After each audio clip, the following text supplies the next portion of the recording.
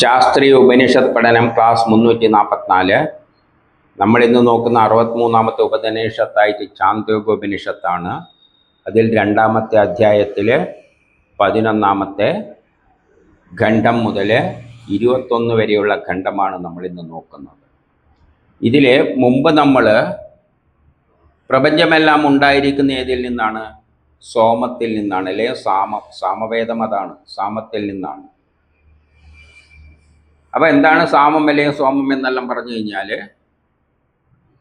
ഏതൊന്നിൽ നിന്നാണോ മറ്റൊന്നുണ്ടാകുന്നത് അതാണ് സോമം. അതായത് ഇൻപുട്ട് എന്ന് നമുക്ക് പറയാം. എന്തെങ്കിലും ഒന്നും ഉണ്ടാക്കണ്ടിക്ക് അതിനൊരു ഇൻപുട്ട് വേണം, അതല്ലേ? ചോറുണ്ടാക്കണ്ടിക്ക് അരിയും വെള്ളവും ഇൻപുട്ടാണ്, അത് സോമമാണ്. സാമ്പാർ ഉണ്ടാക്കുക വെണ്ടയ്ക്കോ അത് ഇതുമെല്ലാം സോമമാണ്. അപ്പോൾ വ്യത്യസ്തമാണ്. ഈ പ്രപഞ്ചം ഉണ്ടാകുന്നതിന് എന്തോന്നും ആവശ്യമുണ്ട്, അതാണ് സോമം.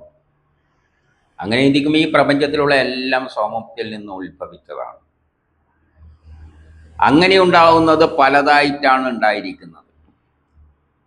അങ്ങനെ ഉണ്ടായിരിക്കുന്നതിനെ നമ്മൾ 5ആയിട്ട് തരംതിരിച്ചിട്ട് നേരത്തെ കണ്ടിട്ടുണ്ട്. അതാണ് മുമ്പ് 5ആയിട്ട് പഞ്ചഭൂതങ്ങളെല്ലാമായിട്ട് പറഞ്ഞത്. പിന്നെ അതിനെ 7ആയിട്ട് തരംതിരിച്ചിട്ട് പറഞ്ഞു. ഇവിടെ 5ആയിട്ട് വീണ്ടും പറയാൻ പോവുകയാണ്. എന്നിട്ട് എങ്ങനെ ഉപാസിക്കണം എന്ന് പറയുകയാണ്. അതൊരു കൂട്ടമായിട്ട്, ഈ പ്രപഞ്ചത്തിലുള്ള എല്ലാത്തിനും ഒരു കൂട്ടമായിട്ട്, ഒറ്റക്ക് നിലനിൽപ്പൊന്നുമില്ല. അപ്പം അതിനെ 5ആയി തിരിച്ചുകൊണ്ട് ഇവിടെ പറയുന്നത് എന്താണെന്ന് നോക്കാം ഓരോന്നിൽ. ആദ്യം പാനലിൽ പറയുന്നത് മനസ്സ് ഹിങ്കാരമാണ്. ഹിങ്കാരം എന്ന് പറഞ്ഞാൽ പ്രജാപതിയായിട്ട് നേരത്തെ പറഞ്ഞിട്ടുണ്ട്. അവിടെ നിന്നാണ് തുടക്കം. മനസ്സിൽ നിന്നാണ് നമ്മുടെ എല്ലാ ആക്ടിവിറ്റിയും തുടങ്ങുന്നത്. പക്ഷേ അത് അതിൻ്റെ അടിത്തറ ഏതാണ്? വാക്കാണ്, സയൻസാണ്. ഒരു സയൻസിൻ്റെ അടിസ്ഥാനത്തിലാണ് മനസ്സ് ചിന്തിക്കുന്നത്. അതുകൊണ്ട് അത് പ്രസ്താവ്യമാണ്. പക്ഷേ അതിനുവേണ്ട ഇൻപുട്ടുകൾ എവിടെ നിന്നാണ് കിട്ടുന്നത്? കണ്ണിൽ നിന്നാണ്. അപ്പം കണ്ണ് ഉദ്ഗീതവും പിന്നെ കേൾവി, ചെവി പ്രതിഹാരവുമായിട്ട് എടുക്കാം. ഇതിൻ്റെ എല്ലാം അടിത്തറ അവസാനം പ്രാണനാണ്. പ്രാണനാണ് നിധനം. കാരണം പ്രാണനിൽ നിന്നാണ് പ്രാണനിലാണ് ഇതെല്ലാം അധിഷ്ഠിതമായിരിക്കുന്നത്. പ്രാണനുണ്ടെങ്കിലേ മനസ്സും എല്ലാം ഉള്ളൂ. ഇവയെല്ലാം പ്രാണനിൽ പ്രതിഷ്ഠിതമാണ്. ഇപ്രകാരം പ്രാണനിൽ പ്രതിഷ്ഠിതമായ സാമത്തെ ആര് അറിയുന്നുവോ അവന് ദീർഘായുസ് ലഭിക്കും എന്ന് പറയുകയാണ്. അവൻ്റെ വ്രതം എന്തായിരിക്കണം എന്ന് വെച്ചാൽ അവൻ മഹാമനസ്കനായിരിക്കണം. കാരണം പ്രാണനാണ് ഈ ലോകം മുഴുവനായിട്ട് മാറിയിരിക്കുന്നത്. എല്ലാ മനസ്സും ആ പ്രാണനിൽ നിന്ന്, എൻ്റെ മനസ്സും വേറെ ആളുടെ എല്ലാം ഈ കോമണായ പ്രാണനിൽ അധിഷ്ഠിതമാണ്. അതുകൊണ്ട് നമ്മൾ ആ സത്യം മനസ്സിലാക്കാൻ പറ്റുമെങ്കിൽ നമ്മൾ മഹാമനസ്കരായിട്ട് മാറും.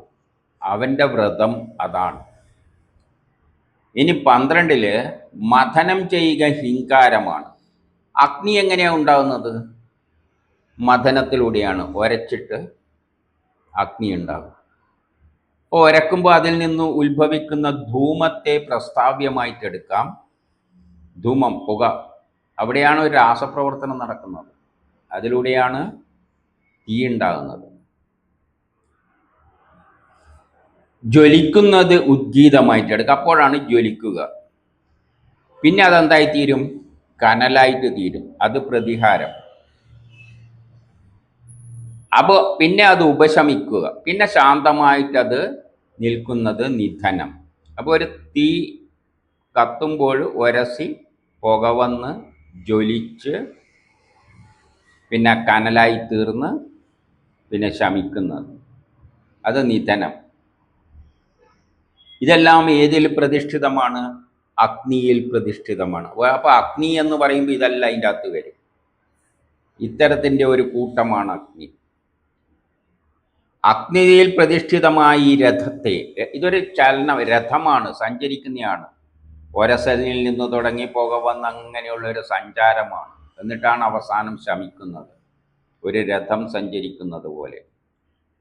ആരറിയുന്നുവോ അവന് ആയുസ് പ്രാപിക്കുന്നു, ഉജ്ജ്വലമായി ജീവിക്കുന്നു, പ്രജകളെയും പശുക്കളെയും എല്ലാം കൊണ്ട് മഹാനായി തീരുന്നു. അപ്പൊ അവനുള്ള വ്രതം എന്താണെന്ന് വെച്ചാൽ അഗ്നിക്ക് അഭിമുഖമായിരുന്നു കൊണ്ട് ഭക്ഷിക്കരുത്. ഇതാണ് വ്രതം. അഗ്നിയിൽ കാർക്കിച്ച് തുപ്പാനും പാടില്ല. അവന്റെ വ്രതം അഗ്നിയെ ബഹുമാനിക്കണം, ഈ അഗ്നിയെ ബഹുമാനിക്കണം, എങ്കിൽ അവന് ദീർഘായുസ്സെല്ലാം കിട്ടും. ഇനി 13 ഉപമന്ത്രിക്ക ഹിംപാരം. ഉപമന്ത്രിക്കുക എന്ന് പറഞ്ഞാൽ സയൻസിലൂടെയാണ് എല്ലാത്തിൻ്റെയും തുടക്കം. അതിൽ നിന്നാണ് സന്തോഷം ഉൽപ്പാദിപ്പിക്കുന്നത്. അത് പ്രസ്താവ്യം.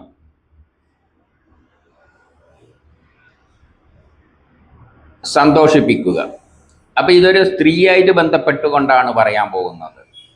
ഒരു സ്ത്രീയായിട്ടുള്ള ബന്ധത്തിന്റെ അടിസ്ഥാനത്തിലാണ് ഇത് പറയുന്നത്. അപ്പം മന്ത്രിക്കുക, ആദ്യം മന്ത്രിക്കുക എന്ന് പറയുമ്പോൾ സ്ത്രീയായിട്ട് കൂടിച്ചേരുമ്പോൾ മന്ത്രിക്ക് എന്താണെന്ന് നമുക്കറിയാലോ. അത് ഹിങ്കാരം, അവിടെ നിന്നാണ് തുടക്കം. ആദ്യം ഉപമന്ത്രിക്കുക, പിന്നെ സന്തോഷിപ്പിക്കുക, അത് പ്രസ്താവ്യം. അപ്പം ഉപമന്ത്രിക്കുക, പറയുക, എന്തെങ്കിലും ചെയ്യുമ്പോൾ അവൾ സന്തോഷിക്കും, അത് പ്രസ്താവ്യം. പിന്നെ സ്ത്രീയോട് കൂടി അങ്ങ് ചേർന്ന് കിടക്കുക, അത് ഉദ്ഗീതം. അതിനുശേഷമാണ് മൈഥുന്യം വരുന്നത്, അത് പ്രതിഹാരം. അത് കഴിഞ്ഞിട്ടുള്ളത് നിധനം, പിന്നെ ശാന്തമായ അവസ്ഥ, അത് നിധനം. ഇതെല്ലാം ഏതിൽ പ്രതിഷ്ഠിതമാണ്? മിഥുനത്തിൽ പ്രതിഷ്ഠിതമാണ്. അപ്പം ഈ മിഥുനത്തിൽ പ്രതിഷ്ഠിതമായ സാമത്തെ ആര് അറിയുന്നുവോ അവന് സന്താനങ്ങളെല്ലാം ഉണ്ടായിട്ട് അവൻ തന്നെ സന്താന രൂപത്തിൽ ജനിക്കും. യഥാർത്ഥത്തിൽ നമ്മൾ തന്നെയാണ് പുത്രന്മാരായിട്ട് ജനിക്കുന്നത്. അതുകൊണ്ട് അവന്റെ വ്രതം എന്തായിരിക്കണം? തൻ്റെ കിടക്കിൽ വരുന്ന ഒരുവളെയും ഉപേക്ഷിക്കരുത്.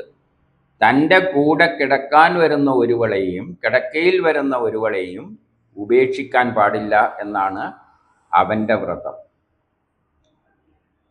ഇനി 14, ഇത് നേരത്തെ പറഞ്ഞ തന്നെ ഇന്ന് റിപ്പീറ്റ് ചെയ്യാണ്. ഉദിച്ചു വരുന്ന സൂര്യൻ ശിങ്കാരം, പക്ഷെ നേരത്തെ 7 തിരിച്ചിട്ടാണ് പറയുന്നത്, ഇവിടെ 5 പറയുകയാണ്. ഉദിച്ചു വരുന്ന സൂര്യൻ ഹിങ്കാരം, ഉദിച്ച ശേഷം പ്രസ്താവം, മധ്യത്തിൽ ഉദ്ഗീതം, അപരാഹ്നം പ്രതിഹാരം, അസ്തമനം നിധനം. ഇതാണ് ബൃഹത്ത് എന്ന സാമം. ആദിത്യനിൽ പ്രതിഷ്ഠിതമാണ്. ഈ ബൃഹത്ത് പ്രപഞ്ചം ഇത്തരത്തിലാണ് മുന്നോട്ടേക്ക് പോകുന്നത്. സൂര്യൻ്റെ ഉദയാസ്തമനങ്ങളിലൂടെയാണ് ലോകത്തെ മുന്നോട്ടേക്ക് നയിക്കുന്നത്. ഇതാണ് ഈ ബൃഹത്ത് എന്ന സാമം. അത് ആദിത്യനിൽ പ്രതിഷ്ഠിതമാണ്. ഇപ്രകാരം മനസ്സിലാക്കാൻ കഴിയുന്നവൻ തേജസ്സോടെ അന്യം ഭുജിച്ച് പ്രജകളും പശുക്കളും എല്ലായിട്ട് മഹാനായിത്തീരുന്നു. അതുകൊണ്ട് അങ്ങനെയുള്ള വ്യക്തികൾക്കുള്ള ഉപദേശം, വ്രതം എന്താണെന്ന് വെച്ചാൽ ആദിത്യനെ നിന്ദിക്കരുത്. കാരണം ആദിത്യനാണ് നമ്മുടെ എല്ലാം നയിച്ചുകൊണ്ട് പോകുന്ന ശക്തിവിശേഷം. ഇനി 15 അഭ്രങ്ങൾ ഉയരുന്നത്, അതായത് മുകളിലേക്ക് മേഘങ്ങൾ ഉണ്ടാകാൻ വേണ്ടുന്ന സംഗതികൾ, അതായത് ജലം ഉയരുന്നത് ഹിങ്കാരം. മേഘമുണ്ടാകുന്ന, അപ്പം മഴ പെയ്യുന്നതിനെ ഒരു 5 തിരിച്ചുകൊണ്ട് പറയുകയാണ്. മേഘമുണ്ടാകും, പിന്നെ അത് പ്രസ്താവ്യം. പിന്നെ വർഷിക്കാൻ തുടങ്ങുന്നത് ഉദ്ഗീതം. വർഷിക്കുമ്പോൾ അതിൻ്റെ കൂടെ എന്തുണ്ടാകും? ഇടിയും മിന്നലുകളുണ്ടാകും, അത് പ്രതിഹാരം. പിന്നെയാണ് മഴയായിട്ട് ഇങ്ങനെ തോരാതെ പെയ്യുന്നത്. അവസാനം അതിൻ്റെ അവസ്ഥ എന്താണ്? മഴ പെയ്യുന്ന അവസ്ഥ. ഇതെല്ലാം ഒരു ഓട്ടോമാറ്റിക്കായിട്ട് പ്ലാൻ ചെയ്ത് വെച്ചിരിക്കും, ഇങ്ങനെയേ പോവുള്ളൂ. പ്രപഞ്ചത്തിൽ ഇങ്ങനെ കുറെ കർമ്മങ്ങൾ ഇങ്ങനെ പ്ലാൻ ചെയ്ത് വെച്ചിട്ട്, അല്ലാതെ ഒന്ന് വിട്ടുപോയിട്ടുള്ള പരിപാടി ഒന്നുമില്ല, ഇങ്ങനെ അങ്ങ് പോകും. പർജന്യനിൽ പ്രതിഷ്ഠിതമാണ്. പർജന്യൻ എന്ന് പറഞ്ഞാൽ ഓർബിറ്റുകളിലോട്ടാണ് സീസണെല്ലാം ഉണ്ടാകുമ്പോഴാണ് മഴ പെയ്യുന്നത്. ഇത് ആരറിയുന്നവോ അവർ പശുക്കളെ നേടുന്നു, ദീർഘായുസ് നേടുന്നു, ഉജ്ജ്വലമായി ജീവിക്കുന്നു. അതായത് മഴ പെയ്തു കഴിഞ്ഞാൽ നല്ല കൃഷി ഉണ്ടാവും, പശുക്കളെല്ലാം ഉണ്ടാവും, സുഖമായിട്ട് ദീർഘായുസോടുകൂടി നല്ല സുഖമായിട്ട് ജീവിക്കാം. അവനെന്ത് ചെയ്യാൻ പാടില്ല? മേഘത്തെ നിന്ദിക്കരുത്. മേഘമാണ് നമ്മൾക്ക് മേഘം കാണുമ്പോൾ പൊതുവേ അത്ര സുഖമല്ല, അന്തരീക്ഷം ഇരുട്ടിക്കിടക്കുകയാണെന്ന്. മേഘത്തെ നിന്ദിക്കരുത്. കാരണം ആ മേഘമുള്ളത് കൊണ്ടാണ് ഈ പ്രപഞ്ചം നിലനിൽക്കുന്നത് എന്ന സത്യം മനസ്സിലാക്കുക. ഇനി 16 നേരത്തെ പറഞ്ഞതിൽ നിന്ന് ഒരു ചെറിയ മാറ്റം വരുത്തി 5 തിരിച്ചുകൊണ്ട് ഋതുക്കളെ പറയാണ്. ഋതുക്കൾ 6. ഇത് 5ൻ്റെ കൂട്ടത്തിൽ പറയുമ്പം വസന്തം ഹിങ്കാരം, ഗ്രീഷ്മം പ്രസ്താവ്യം, വർഷം ഉദ്ഗീതം, ശരത് പ്രതിഹാരം, ഹേമന്തം നിധനം. അപ്പം ഇതും ഒരു ക്രമത്തിൽ ഇങ്ങനെ പ്രപഞ്ചത്തിൽ പോയിക്കൊണ്ടിരിക്കുക. വസന്തം, ഗ്രീഷ്മം ഇങ്ങനെ പോയിക്കൊണ്ടിരിക്കുകയാണ്. ഇതെല്ലാം ഒരു ചക്രമായിട്ട് വെച്ചിരിക്കുകയാണ്. ഈ പ്രപഞ്ചത്തിലെ സോമം ഇങ്ങനെയെല്ലാണ് നമ്മളെ മുമ്പിൽ പ്രകടമാകുന്നത്. ആ ഋതുക്കളിൽ അത് ഋതുക്കളാണ്. ആ ഋതുക്കളിൽ പ്രതിഷ്ഠിതമായ സോമത്തെ ആരറിയുന്നുവോ, ഈ പ്രപഞ്ചത്തിലെ സോമം ഇങ്ങനെ ഋതുക്കളായിട്ട് നമ്മളെ മുമ്പിലൂട്ട് പോയിക്കൊണ്ടിരിക്കുന്നുണ്ട്. ഇതാരറിയുന്നുവോ അവൻ പശുക്കളെയും കൊണ്ടും പ്രജകളാലും എല്ലാം പ്രസിദ്ധനായിത്തീരുന്നു. അതുകൊണ്ട് ഋതുക്കളെ നിന്ദിക്കരുത്. നമ്മൾ ഋതുക്കളെ നിന്ദിക്കരുത്. അതിൻ്റെ പ്രാധാന്യം വളരെ വലുതാണ്. മഴക്കാലത്ത് കാണുമ്പോൾ എന്തൊരു മഴ, ശല്യം, ഇങ്ങനെ നിന്ദിക്കരുത്. അല്ലെ ചൂടാകുമ്പോൾ എന്തൊരു ചൂട്, സഹിച്ചൂട്, ഇതെന്തൊരു ശല്യമാണ് എന്നെല്ലാം പറഞ്ഞ് നിന്ദിക്കരുത്. കാരണം ഈ ഋതുക്കൾ ഉള്ളത് കൊണ്ടാണ് ഈ പ്രപഞ്ചം നിലനിൽക്കുന്നത്, കാലചക്രം മുന്നോട്ടേക്ക് പോകുന്നത്. ഇനി നേരത്തെ പറഞ്ഞ തന്നെയാണ് ഇപ്പോഴും പറയുന്ന 17. പൃഥ്വിഹിങ്കാരം, അന്തരീക്ഷം പ്രസ്താവ്യം, ദ്വേവ് ഉദ്ഗീതം, ദിക്കുകൾ പ്രതിഹാരം, സമുദ്രം നിധനം. ഇങ്ങനെ ഒരു സെറ്റുണ്ട്. ഭൂമി, അന്തരീക്ഷം, പിന്നെ പ്രപഞ്ചം, പിന്നെ ദിക്കുകളുണ്ട്. ഇതെല്ലാം ദിക്കുകളായിട്ട് ബന്ധിപ്പിച്ചിട്ടുണ്ട്. അതിൻ്റെ കൂട്ടത്തിൽ സമുദ്രവുമുണ്ട്. ഭൂമി എന്ന് പറയുമ്പോൾ അതിൻ്റെ അകത്ത് സമുദ്രവുമുണ്ട്. ഇത് നിധനം. ഇത് ലോകത്തിൻ്റെ പ്രതിഷ്ഠിതമായ സാമമാണ്. സാമം ഇങ്ങനെയും ലോകത്തിൽ പ്രതിഷ്ഠിതമായിട്ടുണ്ട്. ഇങ്ങനെ ഉപാസിക്കുന്നു അവൻ ലോകമുള്ളവനായിത്തീരുന്നു. അവൻ ഈ ലോകത്തെ മനസ്സിലാക്കുന്നു, ഈ ലോകത്തെ ഈ രൂപത്തിൽ മനസ്സിലാക്കുന്നു. അവനും നല്ല ആയുസ്സെല്ലാം നേടുമെന്ന് പറയുകയാണ്. അവനെന്ത് ചെയ്യാൻ പാടില്ല? ലോകങ്ങളെ നിന്ദിക്കരുത്. അതാണ് അവൻ്റെ വ്രതം. ഈ ലോകം നിന്ദിക്കരുത്. ഇനി പറഞ്ഞതും നേരത്തെ പറഞ്ഞത് തന്നെയാണ്. 18 അജങ്ങൾ ഹിങ്കാരം, കുറിയാടുകൾ പ്രസ്താവ്യം, ഗോക്കൾ ഉദ്ഗീതം, അശ്വങ്ങൾ പ്രതിഹാരം, പുരുഷൻ നിധാനം. അങ്ങനെ ഒരു ചക്രം ജീവജാലങ്ങളായിട്ട് അവസാനം പുരുഷൻ വരെ എത്തുന്ന ഒരു ചക്രം ഉണ്ടായിട്ടുണ്ട്. പ്രപഞ്ചത്തിൽ അതെപ്പോഴും ഉണ്ടാകുന്നുണ്ട്. ആടുകളിൽ നിന്ന് തുടങ്ങി കുതിരകളിലൂടെ വന്നുകൊണ്ട് പുരുഷനിലേക്ക് എത്തിച്ചേരുന്ന ഒരു സംവിധാനം. പുരുഷൻ കഴിഞ്ഞിട്ട് അതിൻ്റെ അപ്പുറം വേറൊരു സൃഷ്ടിയില്ല. പുരുഷനാണ് അതിൻ്റെ നിധാനം. ഇവയെല്ലാം പശുക്കളിൽ പ്രതിഷ്ഠിതമാണ്. പശുക്കൾ എന്ന് പറയുമ്പോൾ ജീവജാലങ്ങൾ എന്നാണ് അർത്ഥം, അല്ലാതെ നമ്മളെ പശു എന്ന അർത്ഥത്തിൽ മാത്രം എടുക്കേണ്ട ആവശ്യമില്ല. ഇതവൻ അറിയുന്നവൻ എന്തായിരിക്കും? പശുക്കളെയും ദീർഘായുസ്സും എല്ലാം നേടിയിട്ട് സുഖമായിട്ട് ജീവിക്കും. അവൻ എന്ത് ചെയ്യാൻ പാടില്ല? പശുക്കളെ, ജീവജാലങ്ങളെ നിന്ദിക്കരുത്. അതായിരിക്കണം അവൻ്റെ വ്രതം. ഇനി 19 രോമം ഹിങ്കാരം. നമ്മളെ ശരീരത്തിലൊരു സെറ്റുണ്ട്. അതും ഒരു സെറ്റാണ്. ഇതെല്ലാ അധിക ജീവജാലങ്ങളിലും ഉണ്ട് എല്ലാം. രോമം ഹിങ്കാരം, ത്വക്ക് പ്രസ്താവ്യം, മാംസം ഉദ്ഗീതം, അസ്ഥി പ്രതിഹാരം, അതിൻ്റെ ഉള്ളിൽ മജ്ജ നിധനം. ഇങ്ങനെ ഒരു സെറ്റപ്പും ഉണ്ട്. ഇത് ദേഹാവയവങ്ങളിൽ പ്രതിഷ്ഠിതമാണ്. ദേഹത്തിലെ അവയവങ്ങളിലാണ് ഇത് പ്രതിഷ്ഠിതമായിരിക്കുന്നത്. ഇത് ആര് അറിയുന്നവ അവൻ എല്ലാ അവയവങ്ങളോടും കൂടി ജീവിക്കും, അവന് ഏതെങ്കിലും അവയവത്തിൻ്റെ കുറവൊന്നും ഉണ്ടാവുകയില്ല എന്ന് പറയുകയാണ്.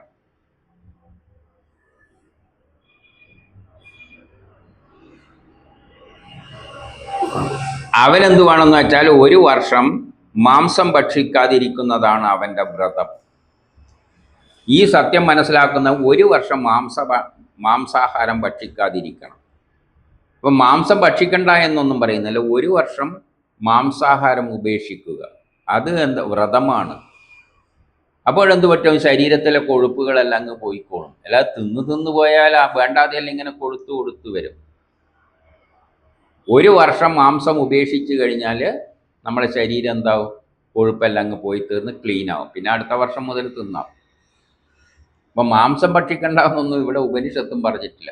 1 വർഷം മാംസാഹാരം ഉപേക്ഷിക്കായിരിക്കണം അവൻ്റെ വ്രതം. ഇനി 20 അഗ്നിയെപ്പറ്റി പറയും. അഗ്നി, വായു എല്ലായിട്ടുള്ള പണ്ട് പറഞ്ഞ തന്നെയാണ്. അഗ്നിഹിങ്കാരം, വായു പ്രസ്താവ്യം, സൂര്യൻ ഉദ്ഗീതം, നക്ഷത്രങ്ങൾ പ്രതിഹാരം, ചന്ദ്രൻ നിധനം. ഇങ്ങനെ ഒരു സെറ്റപ്പും ആകാശത്തിലുണ്ട്. അഗ്നി, വായു, സൂര്യൻ, നക്ഷത്രങ്ങൾ, ചന്ദ്രൻ, ഇതെല്ലാം ദേവതകളാണ്. ഇതിനെല്ലാം നമ്മൾ ദേവതകൾ എന്ന്, എല്ലാം ദേവതകൾ തന്നെ. ഈ ദേവതകളിൽ എന്ന സാമത്തിൽ പ്രതിഷ്ഠിതമാണ് ഈ ലോകം. എല്ലാം ഇതിലുമായിട്ട് ബന്ധപ്പെട്ടാണ് കിടക്കുന്നത്. ഇവയുടെ അഗ്നി ഇല്ലാതെ ജീവിക്കാൻ പറ്റില്ല, വായു ഇല്ലാതെ പറ്റില്ല, സൂര്യൻ ഇല്ലാതെ പറ്റില്ല, നക്ഷത്രങ്ങളാണ് നമ്മളെല്ലാം കൺട്രോൾ ചെയ്യുന്നത്, ചന്ദ്രഗ്രഹങ്ങളെല്ലാം. ഇതറിയുന്നവൻ ഐശ്വര്യം നേടും, അവൻ സായുജ്യം നേടും. അത് കുറച്ച് കടന്ന ബുദ്ധിയാണത്. അത് മനസ്സിലാക്കണ്ടെങ്കിൽ നക്ഷത്രങ്ങൾ എങ്ങനെയാണ് നമ്മളെ സ്വാധീനിക്കുന്നതെന്നെല്ലാം മനസ്സിലാക്കണ്ടെങ്കിൽ കുറച്ച് ജ്യോതിഷമെല്ലാം അറിയണം, ചന്ദ്രനെല്ലാം എങ്ങനെയാണ് സ്വാധീനിക്കുന്നത്. അപ്പോൾ അവൻ സായുജ്യം നേടും, ദീർഘായുസ് നേടും, പ്രജകളും പശുക്കളും എല്ലാം മഹാനായിത്തീരും. ബ്രാഹ്മണരെ നിന്ദിക്കരുത്, അതാണ് വ്രതം. അപ്പം ബ്രാഹ്മണരെന്ന് പറഞ്ഞാൽ ഈ ജ്ഞാനം, പ്രപഞ്ച രഹസ്യം മനസ്സിലാക്കുന്നവരെ നിന്ദിക്കരുത്. അത് ഉയർന്ന ഏറ്റവും വലിയ ജ്ഞാനം എന്ന് പറയുന്നത് പ്രപഞ്ചത്തെ മനസ്സിലാക്കുകയാണ്, പ്രപഞ്ചത്തിലെ നക്ഷത്രങ്ങളെ, ഗോളങ്ങളെയെല്ലാം. ഇനി 21 ത്രൈവിദ്യ ഹിങ്കാരം, 3 വിദ്യകളിലൂടെ 3ആയിട്ടാണ് എല്ലാം തിരിക്കപ്പെട്ടിരിക്കുന്നത്. പ്രപഞ്ചത്തിൽ എല്ലാത്തിനും ഒരു 3ന്റെ തരത്തിലായിട്ട്. കാരണം ഇലക്ട്രോൺ പ്രോട്ടോൺ ഉണ്ടെങ്കിൽ അത് ന്യൂട്രോണും ആകും. ദേവനും അസുരനും ഉണ്ടെങ്കിൽ അതിൻ്റെ ഇടയ്ക്ക് മനുഷ്യനും ഉണ്ട്. അപ്പം 2 ദ്വയമായി സൃഷ്ടിക്കുമ്പോൾ അതിൻ്റെ ന്യൂട്രലായിട്ട് നടുവ് കിടക്കുന്നതാണ് 3ാമത്തേത്. ആ ത്രൈവിദ്യയിലൂടെ അത് ഹിങ്കാരമാണ്. 3 ലോകങ്ങൾ ഉണ്ടായിട്ടുണ്ട്. ലോകങ്ങൾ എത്രയുണ്ട്? 3 ഉണ്ട്. വേണ്ടിക്ക് ഭൂതം, ഭാവി, വർത്തമാനെന്നും പറയാം. അല്ലെങ്കിൽ ഭൂമി,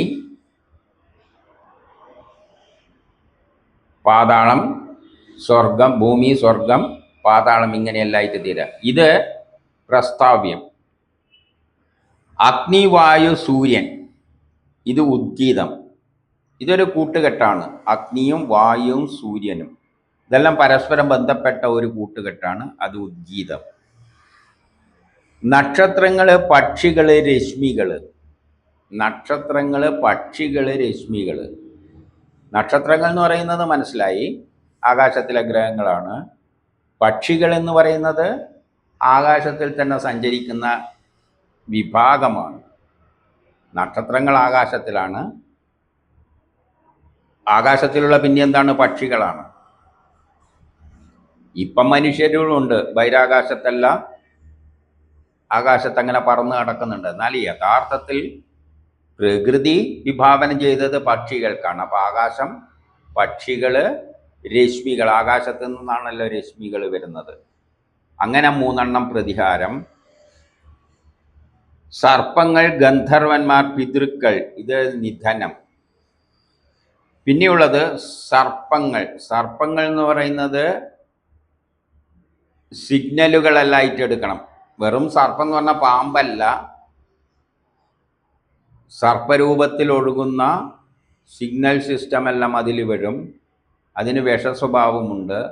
നമുക്കറിയാം, ചില രശ്മികളെല്ലാം നമുക്ക് ശരീരത്തിന് ദോഷമാണ്. ഗന്ധർവന്മാരെന്ന് പറഞ്ഞാൽ ഗ്രഹങ്ങളിൽ നിന്ന് വരുന്ന ബലങ്ങൾ നമ്മളെ സ്വാധീനിക്കുമ്പോൾ നമ്മളിലുണ്ടാകുന്ന വിചാരങ്ങൾ ഉണ്ടാക്കുന്ന ആ ഗ്രഹങ്ങളിൽ നിന്ന് വരുന്ന രശ്മികളെയാണ് ഗന്ധർവന്മാർ എന്ന് പറയുന്നത്. പിതൃക്കൾ എന്ന് പറയുന്നത് നമ്മളിൽ നിന്ന്, നമ്മൾ മരിച്ചു കഴിഞ്ഞാൽ നിൽക്കുന്ന അവസ്ഥ. ഇപ്പം ഞാനുണ്ട്, അതായത് എനിക്ക് മരണമില്ല എന്ന് പറഞ്ഞു വെച്ചിട്ടുണ്ടല്ലോ. ഈ ശരീരമല്ല ഞാനെന്ന് പറഞ്ഞിട്ടുണ്ടല്ലോ. അപ്പം ഈ ശരീരം ഉടുപ്പ് കളയുന്നതിന് മാത്രമാണെന്ന് പറഞ്ഞിട്ടുണ്ട്. അപ്പം ഈ ഉടുപ്പെടുത്ത് കഴിഞ്ഞു കഴിഞ്ഞാൽ പിന്നെ ഞാൻ പുതിയൊരു ഗർഭത്തിൽ പോയി ജനിക്കുന്നത് വരെ ഒരു സ്ഥലത്ത് നിൽക്കുന്നുണ്ടല്ലോ. അതാണ് പിതൃക്കളെ കൊണ്ട് ഉദ്ദേശിക്കുന്നത്. മരിച്ചു കഴിഞ്ഞതിൻ്റെ ശേഷം ഈ ഞാൻ എന്തോ ഒരവസ്ഥയിലുണ്ട്, നമുക്കറിയൊന്നുമില്ല. അത് പിതൃലോകം എന്ന് പറയുകയാണ്. എന്തുകൊണ്ട് അങ്ങനെ ഒരു ലോകം പറഞ്ഞത്? വേദം പറഞ്ഞിട്ടുണ്ട് നമ്മൾ മരിക്കുന്നില്ല എന്ന്. നമ്മൾ മരിക്കുന്നില്ലെങ്കിൽ ചോദിക്കും, അപ്പം ഈ ശരീരം ഉടുപ്പാണ്, ഇത് കളഞ്ഞ, അപ്പം ഇത് കഴിഞ്ഞാൽ ഞാനുണ്ടോ? ആ ഉണ്ട്. അതെവിടെയാണ്? അത് പിതൃലോകം. അതിന് അവരൊരു പേര് കൊടുത്തു, പിതൃലോകം. അല്ലാതെ വേറെ ഇടയെന്നാ പറയാൻ പറ്റുക? ഇന്നേലാണെന്ന് പറയാൻ പറ്റുമോ? ചന്ദ്രനിലാണെന്നോ സൂര്യൻ അങ്ങനെയൊന്നും പറയാൻ പറ്റില്ല. അത് പിതൃലോകം എവിടെയാണെന്നൊന്നും പറയാൻ പറ്റില്ല. അതുകൊണ്ടൊരു പേര് കൊടുത്തു, അത്രയേ ഉള്ളൂ. അപ്പം അതെല്ലാം അങ്ങ് ഉള്ളൊരു കൂട്ടമുണ്ട്. അതാണ് നിധനം. ഈ സമുദായം സോമത്തിൽ അധിഷ്ഠിതമാണ്. ഈ സോമരൂപത്തിലുള്ള ഈ സമുദായത്തിൽ പ്രതിഷ്ഠിതമാണ് ഈ കാര്യങ്ങളെല്ലാം. ഇതറിയുന്നവനെല്ലാമായിത്തീരുന്നു. ഈ സത്യത്തെ മനസ്സിലാക്കുന്നവൻ ഈ ലോകത്തിലെ എല്ലാമായിട്ട് തീരും. കാരണം അവൻ അറിയാതെ ഈ ലോകത്തിൽ ഒന്നും തന്നെ, അവൻ ഈ ലോകം തന്നെയായിട്ട് മാറും. അപ്പോഴും മാത്രമേ ഈ കാര്യം പിടികിട്ടുകയുള്ളൂ. ഞാൻ സർവമാകുന്നു എന്ന് അവൻ എപ്പോഴും ചിന്തിച്ചുകൊണ്ടിരിക്കുന്നു. അതാണ് അതെൻ്റെ വ്രതം. ആ സത്യം മനസ്സിലാക്കുന്നവൻ ബ്രഹ്മസാക്ഷാത്കാരം നേടുന്നതിന് ഏകദേശം അടുത്തുള്ള സ്റ്റേജാണ്. അവൻ മനസ്സിലാക്കുന്നു ഞാൻ ഈ പ്രപഞ്ചമാണ് എന്ന്. അങ്ങനെ 5ആയിട്ട് തിരിച്ചുകൊണ്ടുള്ള കുറേ കൂട്ടങ്ങളെ നമ്മൾ കണ്ടു. അടുത്ത ക്ലാസ്സിൽ